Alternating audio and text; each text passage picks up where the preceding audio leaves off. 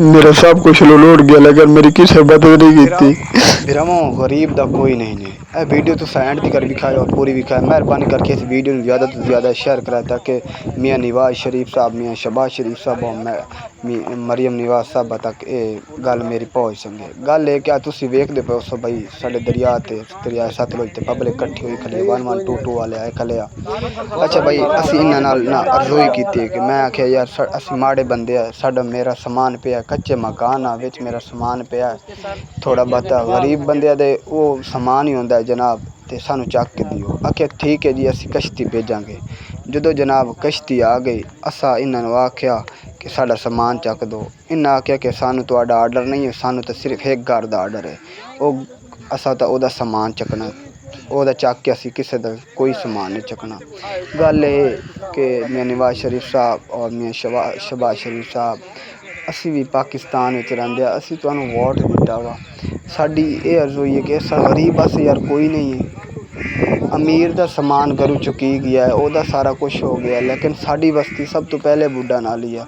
साडा सब तो ज़्यादा नुकसान होया है। साढ़े कच्चे मकान हैं साडा समान हाल ही मौजूद है। पता राती मकान डिग जाए सुबह डिग जाए चलो मकान तो डिगे डिगे जो साढ़े बर्तन वगैरह साढ़िया पेटियां वगैरह साढ़े मतलब कि सर्दियों के पान वाले बिस्तरे वगैरह साढ़े वही लोट जाए।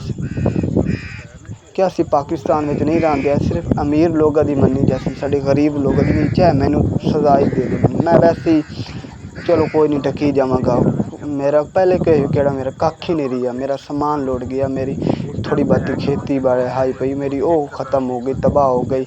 मेरा माल डंगर वो इतने मेरा आटा मेरे दाने उठाए पे ते ओके। अब मेरे बिरामों ये वीडियो ज़्यादा तो ज़्यादा शेयर कराए। बाकी मैं उन्होंने बिरामों अर्ज़ोई करदा कि यार जेडे मेरे बिरा गरीब बैठन दरिया सतलुज के नज़दीक या किसी दरिया के नज़दीक बैठन मेहरबानी करके तुसा अपना समान आप चुक लवाए। गरीब का कोई मदद नहीं करता। अमीर आसे ट्राली ट्रैक्टर हर शय आ जाती है लेकिन गरीब आसे कोई भी नहीं अगे आंदा। उस तो बाद बिरामों अपना दाना शाना सारा कुछ चक लवाए।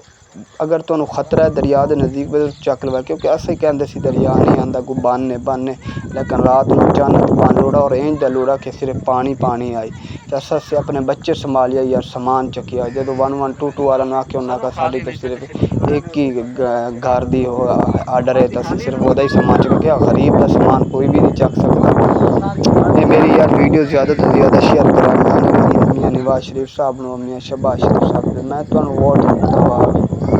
मैं गरीब घर का बंदा वा बच्चा वा और अगर मेरा कोई लफज ऐसा बुरा लगो है मैं उससे माफ़ी चाहता मदद चाहता क्योंकि मैं गरीब बंदा वा।